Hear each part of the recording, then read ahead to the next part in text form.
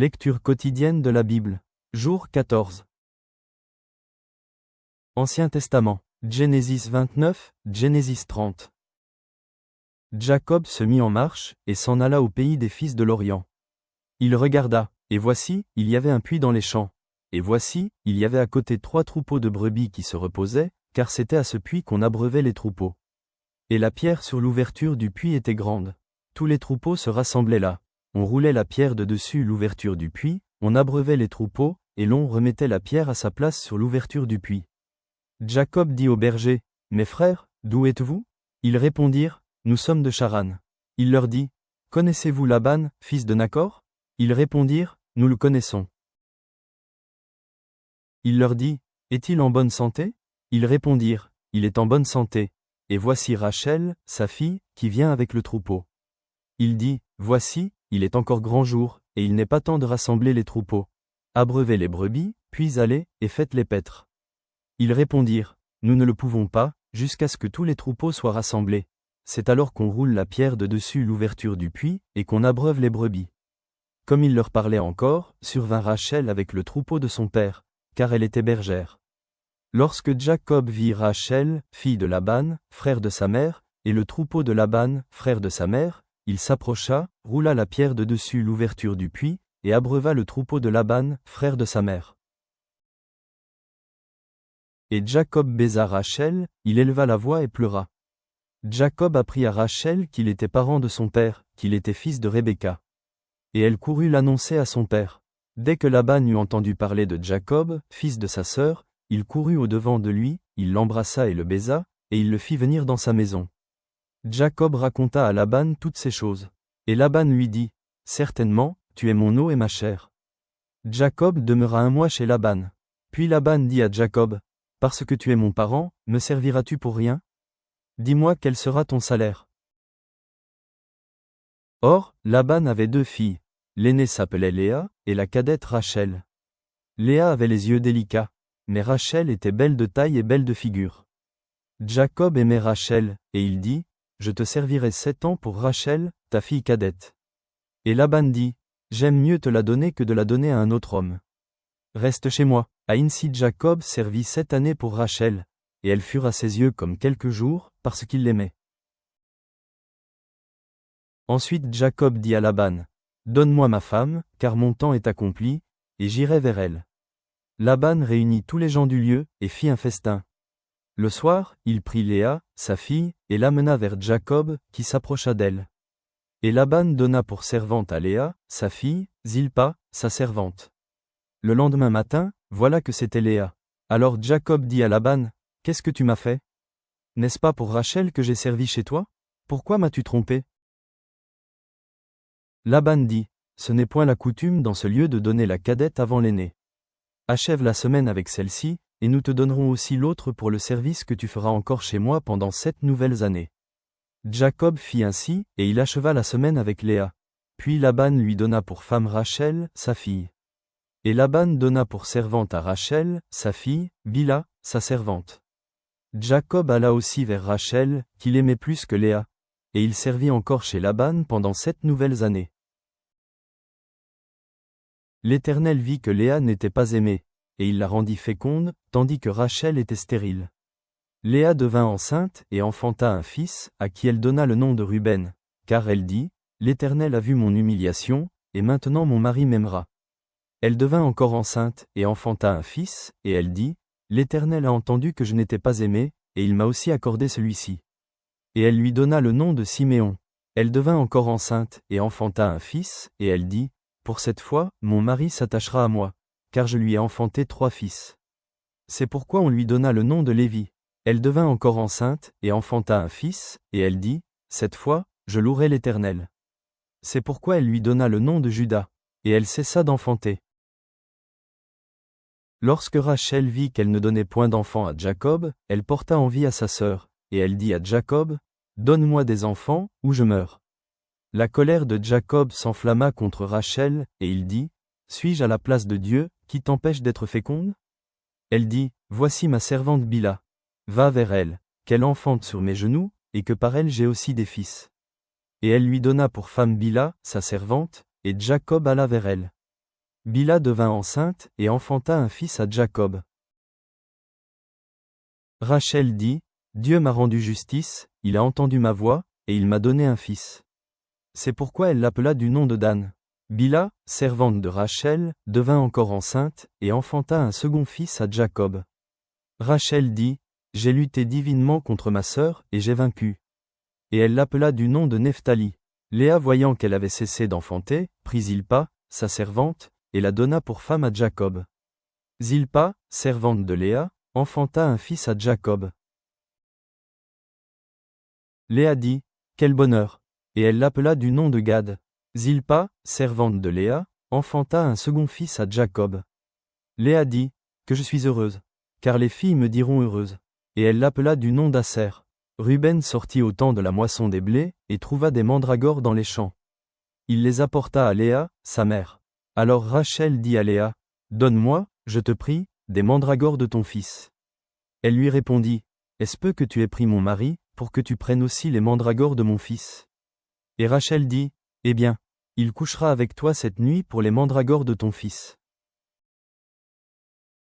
Le soir, comme Jacob revenait des champs, Léa sortit à sa rencontre, et dit, C'est vers moi que tu viendras, car je t'ai acheté pour les mandragores de mon fils.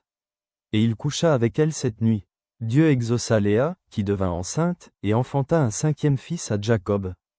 Léa dit, Dieu m'a donné mon salaire parce que j'ai donné ma servante à mon mari. Et elle l'appela du nom d'Issachar. Léa devint encore enceinte, et enfanta un sixième fils à Jacob.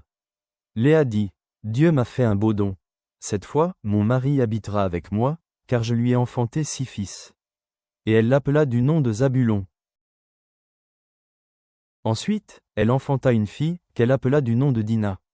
Dieu se souvint de Rachel, il l'exauça, et il la rendit féconde. Elle devint enceinte et enfanta un fils, et elle dit, Dieu a enlevé mon opprobre. Et elle lui donna le nom de Joseph, en disant, Que l'Éternel m'ajoute un autre fils. Lorsque Rachel eut enfanté Joseph, Jacob dit à Laban, Laisse-moi partir, pour que je m'en aille chez moi, dans mon pays. Donne-moi mes femmes et mes enfants, pour lesquels je t'ai servi, et je m'en irai, car tu sais quel service j'ai fait pour toi. Laban lui dit, Puisse-je trouver grâce à tes yeux? Je vois bien que l'Éternel m'a béni à cause de toi. Fixe-moi ton salaire, et je te le donnerai. Jacob lui dit, Tu sais comment je t'ai servi, et ce qu'est devenu ton troupeau avec moi. Car le peu que tu avais avant moi s'est beaucoup accru, et l'Éternel t'a béni sur mes pas. Maintenant, quand travaillerai-je aussi pour ma maison? Laban dit, Que te donnerai-je?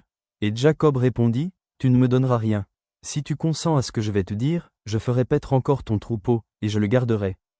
Je parcourrai aujourd'hui tout ton troupeau. Mais à part parmi les brebis tout agneau tacheté et marqueté et tout agneau noir, et parmi les chèvres tout ce qui est marqueté et tacheté. Ce sera mon salaire. Ma droiture répondra pour moi demain, quand tu viendras voir mon salaire. Tout ce qui ne sera pas tacheté et marqueté parmi les chèvres, et noir parmi les agneaux, ce sera de ma part un vol. Laban dit, Eh bien, qu'il en soit selon ta parole.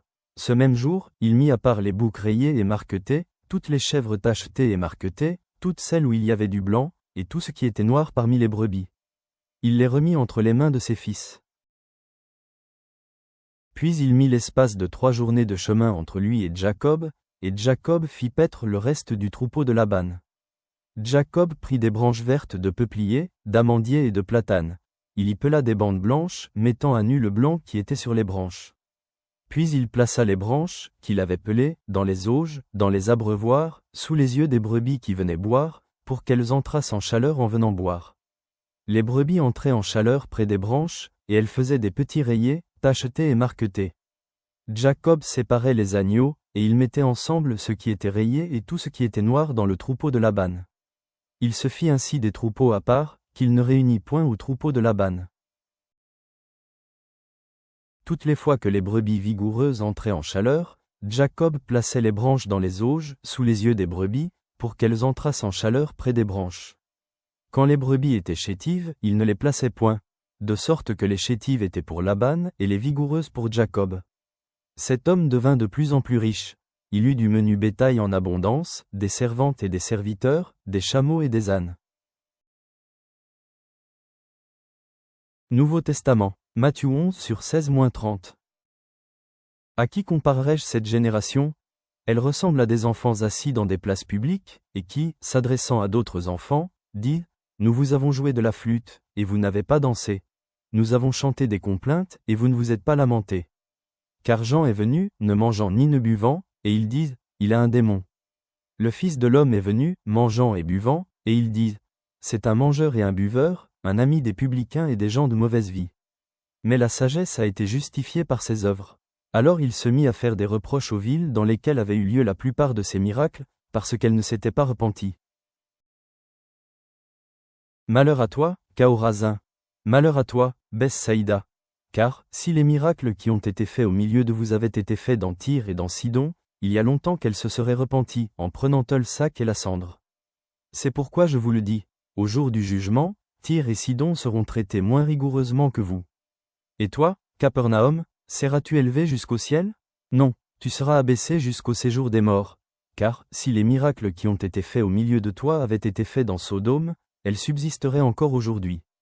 C'est pourquoi je vous le dis, au jour du jugement, le pays de Sodome sera traité moins rigoureusement que toi. En ce temps-là, Jésus prit la parole, et dit, « Je te loue, Père, Seigneur du ciel et de la terre, de ce que tu as caché ces choses aux sages et aux intelligents, et de ce que tu les as révélées aux enfants. Oui, Père, je te loue de ce que tu l'as voulu ainsi. Toutes choses m'ont été données par mon Père, et personne ne connaît le Fils, si ce n'est le Père. Personne non plus ne connaît le Père, si ce n'est le Fils et celui à qui le Fils veut le révéler. Venez à moi, vous tous qui êtes fatigués et chargés, et je vous donnerai du repos. Prenez mon joug sur vous et recevez mes instructions, car je suis doux et humble de cœur, et vous trouverez du repos pour vos âmes. Car mon joug est doux, et mon fardeau léger. Psaume 9 sur 7-12.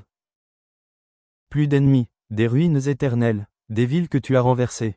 Leur souvenir est anéanti. L'Éternel règne à jamais, il a dressé son trône pour le jugement. Il juge le monde avec justice, il juge les peuples avec droiture.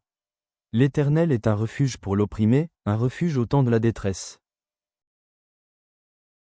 Ceux qui connaissent ton nom se confient en toi. Car tu n'abandonnes pas ceux qui te cherchent, ô Éternel. Chantez à l'Éternel, qui réside en Sion, publiez parmi les peuples ses hauts faits.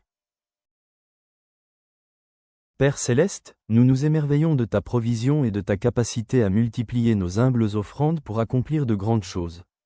En voyant la foi de ceux qui sont venus à Jésus pour la guérison et la délivrance, fortifie notre croyance en ton pouvoir de subvenir à chaque besoin. Aide-nous à travailler pour la moisson, en partageant la bonne nouvelle avec compassion et urgence. Puissions-nous être des ouvriers fidèles dans ta vigne, proclamant ton royaume avec courage et amour. Nous prions cela au puissant nom de Jésus. Amen.